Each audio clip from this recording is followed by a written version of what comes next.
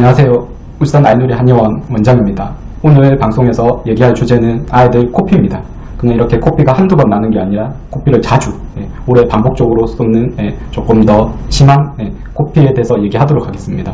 핵심만 우선 얘기 드리면 코피가 자주 쏟는 아이들은 비염이 주 원인입니다. 그러니까 코점막이 약한 거죠. 거기다가 어떤 환경적인 부분, 그 환경에는 이제 기후라든지 요즘처럼 이제 꽃과비 이런 알러지도 영향을 미치고요. 그리고 또 그런 아이들이 복용하는 약물이 조금 더 코점막을 자극 또는 약화시켜서 코피를 자주 쏟는 거라고 보시면 되겠습니다. 마침 코피에 관해서 미국 소아과 학회책에서도 똑같이 얘기한 게 있어서 같이 보도록 할 건데요. 이게 미국 소아과 학회책이다 보니까 영어 원문으로 적혀져 있습니다. 당연히 어렵지 않고 어쨌든 어렵지 않더라도 제가 해석을 친절하게 해드릴 테니까, 그리고 긴 내용이 아니기 때문에 끝까지 봐주시면 고마울 것 같습니다. 이제 코피가 나는 주 원인은 이렇게 앞에서도 제가 얘기했듯이 코점막의 문제입니다. 그러니까 코점막이 약한 거죠. 코점막이 약하니까 혈관들, 실핏줄들도 잘 터지는 거고, 그리고 이제 비염 있는 아이들은 당연히 항상 코가 가렵다든지 콧물이나 코딱지가 많이 생기기 때문에 손으로 코를 많이 만진다든지 비비게 됩니다. 그러니까 물리적인 이런 마찰이나 접촉도 잘 일어나게 되고요. 그리고 또 그런 아이들은 비염이 있다 보니까 아무래도 그와 관련된 약들도 많이, 그러니까 코피를 쏟게 하는 약물들도 많이 오남용하게 됩니다.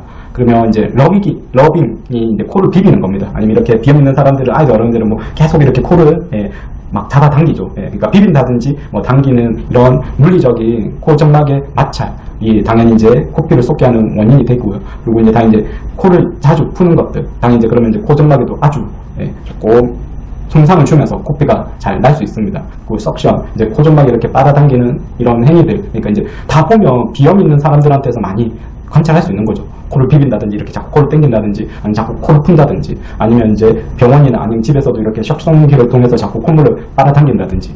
그리고 이제 사이너스 인펙션, 이게 이제 부비동염, 충농증인데요. 일반인들이 얘기하는, 당연히 이제 비염이 있으면 그 합병증으로서 충농증도 잘 생기게 됩니다. 그럼 당연히 이제 충농증이 생기면 이렇게 찐득한 콧물들이 마르면서 코딱지가 많이 낀다든지 그러면서 이제 그런 코를 막게 되고요. 그리고 코 안에 코딱지가 마르면 이제 그런 마른 코딱지들이 또 마찬가지 점막을 손상시키면서 이렇게 코피를 잘 나게 할 수도 있습니다. 그리고 이제 제가 행강편으로 쳐놨지만 우리나라에서는 많은 분들, 아니면 하다못해 일부 의료인들조차도 충농증은 무조건 이게 세균 감염이니까 꼭 항생제를 먹어야 된다, 이렇게 많이 잘못 알고 계시는데요. 그렇진 않고요. 오히려 급성 충농증은 대부분 세균성보다 감기처럼 바이러스성이 훨씬 더 많으니까 오히려 항생제 오남용은 안 하는 게 좋습니다. 그리고 이제 코 알러지, 이제 앞에서도 얘기한 이런 알러지, 비염 때문에 생기는 거고요. 드라이 에어, 당연히 이제 공기 자체가 건조해도 똑같이 코점막이 조금 이제 자극을 받는 약해질 수 있으니까 코피가 날 수 있겠죠. 대신에 이런 환경적인 부분보다는 저는 조금 더 그 아이들의 건강적인 문제가 훨씬 더 중요한 것 같습니다. 무슨 얘기냐고 하면, 단지 공기가 건조하다고 해서 코피가 나는 주 원인이 된다면 아마 전 세계에서 중동 사람들이 코피를 가장 많이 쏟아야 될 겁니다. 아주 건조하죠, 사막. 근데 제가 알고 있는 의학 지식으로는 뭐 특별히 중동 사람들이 코피를 더 많이 쏟는다는 거는 저는 제가 알고 있진 않거든요. 그러니까 코점막이 튼튼하면 아무리 차고 건조한 공구에도 충분히 점막의 보습이라든지 코점막의 안정적인 기능을 하기 때문에 다행히 코피를 잘 쏟진 않는데, 이제 코점막이 약하면 이제 조그만 외부 이런 온도나 습도 변화에도 쉽게 이제 코피가 잘 터지는, 악화시키는 요인이 되겠죠. 그리고 제 마지막에 제가 이제 빨간 펜으로 동그라미 쳐놓은 게 알러지 약입니다. 당연히 이제 비염이 있다 보면, 아니면 이제 뭐 감기나 이런 거 자주 하다 보면 이렇게 콧물 약을 이제 보통 항히스탐제라고 하는데요. 그게 이제 알러지 약인데, 당연히 이제 이런 항히스탐제가 우리가 이제 콧물을 치료하는 원리는 간단합니다. 코점막을 말리는 거죠. 코점막뿐만이 아니라 우리 몸에서 모든 분비되는 점액질들은 다 말립니다. 그게 뭐 눈물이 됐든 콧물이 됐든 하다못해 입 안에서 분비되는 침 분비라든지, 그렇기 때문에 이제 점막이 건조해지면서 코피를 좀 더 잘 쏟게 하는 원인이 되고요. 그리고 이제 그 뒷페이지에 있는 건데, 제가 뭐 양이 많지 않아서 일부 부분만 캡처해서 봅니다.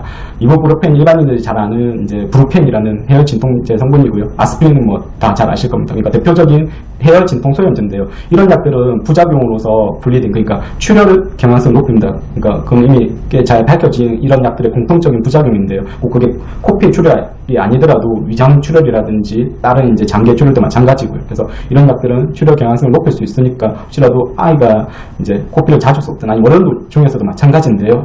당연히 이런 해열 진통 소염제, 보통 이제 영어로는 NSAID라고 얘기를 하는데요. 이런 약들을 오남용을 덜 하시는 게 좋습니다. 그리고 블리딩 디스올더, 어떤 출혈과 관련된 때문에 이건 조금 더 심각한 건데요. 그러니까 이건 일반적인 경우는 아닙니다. 그러니까 이런 부분들은 뭐 특별히 혈액병이라든지 어떤 혈관 질환이 없다면 이 부분은 크게 염려를 안 하셔도 되고요. 그러면 제가 직접 진료본 이제 아이들 사진을 보면서 조금 설명을 드리도록 하겠습니다. 사진 2번에 보시면 저게 이제 피거든요. 그러니까 흔히 말해서 피딱지인 거죠. 코피랑 코딱지가 엉켜가지고 피딱지가 낀 건데요. 1번도 마찬가지 이제 코딱지가 끼어 있는 거고요. 지금 보다시피 이제 비염이 심하다 보니까 콧물들이 안에서 말라서 코딱지가 많이 껴있고 이제 코점막이 약해서 이제 피가 출혈된 거랑 이렇게 코딱지가 엉켜가지고 피딱지가 낀 그림입니다. 그리고 이제 요거는 그냥 코피가 터지기 일보 직전의 코점막이라고 저는 환자들한테 설명을 드리는데요. 2번, 3번, 4번 보시면 다 이렇게 점막이 약해서 혈관들이 엄청 많이 올라와 있죠. 저런 거는 정말 쉽게 금방 손으로 코를 파거나 비비거나 작은 어떤 물리적인 접촉이나 마찰에 의해서도 터지면서 코피가 날 수 있습니다. 그러니까 정말 코피 터지기 일보 직전의 코점막 상태라고 보시면 되고요. 그리고 마찬가지 1, 2번도 이미 이제 코피가 난 상황이죠. 단지 이제 출혈된 지 얼마 안 됐기 때문에 아직까지는 이제 핏물 정도에 어느 정도 정성이 있고요. 그리고 이제 보시면 이제 4번이 이제 제 오른쪽 하단에 있는 게 뒤로 콧물들이 넘어가는 이런 후비루도 조금씩 관찰되고 있습니다. 그리고 마찬가지 이제 다 보면 3번이 이건 이미 이제 코피가 좀 난지가 꽤 되어가지고 피딱지가 이미 된 거고요. 1번도 보면 저기 빨간스름하게 보는 게 이제 핏물입니다. 그리고 마찬가지 비염 때문에 코가 많이 부어 있는 상황들이고요. 그래서 앞에서 보신 코피가 터진 진료본 환자들의 코 점막 사진들은 다 비염이 있는 아이들이 코점막이 약해서 이렇게 출혈이 된 상황을 한연해서 내시경을 진료로 본 사진들입니다. 그러면 오늘 방송을 정리를 하도록 하겠습니다. 제가 처음 서두에서도 얘기를 했듯이 코피가 자주 나는 가장 중요한 원인은 비염, 이제 코점막이 약하고 예민한 부분입니다. 이제 거기에 부수적으로 악화시킬 수 있는 요인들이 이제 환경, 그 환경에는 이제 차고 건조한 공기라든지 요즘처럼 이제 꽃가루나 아니면 진먼지, 진드기 같은 이런 알러젠 요인들이 조금 더 악화시킬 수 있는 요인들 되고요. 그리고 우리나라에서는 아주 어린 아이들이 감기약이든 이런 콧물약이든 비염 때문에 약물을 꽤 어린 애기들, 정말 보유전 애기들부터 꽤 오랫동안 많이 오남용을 하게 됩니다. 이제 항히스타민제도 마찬가지고요. 뭐 헤어진 통소염제도 마찬가지고, 그리고 하다못해 이제 비염 있는 아이들이 주로 많이 이렇게 코 안에 뿌리는 스테로이드도 마찬가지. 이제 스테로이드의 부작용 중에 하나가 점막이나 이렇게 피부를 약하게 하거든요. 그로 인해서 출혈 경향성을 높일 수 있고요. 그러니까 이제 비염 있는 아이들이 당연히 코점막이 약한데 외부 환경도 악화시키고, 그리고 어쩔 수 없이 그 아이들이 보면 이제 그 전까지 많이 먹어왔었던 약물들이 또 똑같이 코점막을 약화시켜서 코피를 자주 나게 하는 원인이 됩니다. 그러면 이제 잦은 코피의 근본적인 치료는 원인을 제거하는 거겠죠. 이제 코점막을 튼튼하게 하는 비염 치료가 근본적인 치료일 거고요. 그리고 이제 비염 생활관리, 뭐 비염 있으면 제일 많이 이제 권해드리는 생활관리법으로서 이제 코 세척을 한다든지, 그리고 이제 찬 음식, 찬 환경을 피하는 겁니다. 저는 저희 환자들한테는 무조건 꼭 먹지 말아야 될 음식 1순위는 아이스크림을 얘기하고요. 그 다음으로는 찬물, 찬 음료들도 좋지는 않습니다. 그리고 어쨌든 코점막이 건조하면 조금 더 코피를 잘 쏟게 하니까요. 그러니까 우리 몸의 점막들이 항상 어느 정도 적정한 보습을 유지할 수 있게끔 미온수는 조금씩 수시로 섭취하시는 게 좋습니다. 물론 날이 춥고 건조하다든지, 뭐 지금 이제 코로나 때문에 정말 많은 분들이 마스크를 잘 쓰는데 이제 코로나 유행이 사라지더라도 이제 코피를 자주 쏟는 아이가 있다면 좀 마스크를 잘 써서 항상 코를 조금 따뜻하게 보습이 잘 되게끔 하는 것도 중요한 잦은 코피의 생활 관리 방법이 됩니다.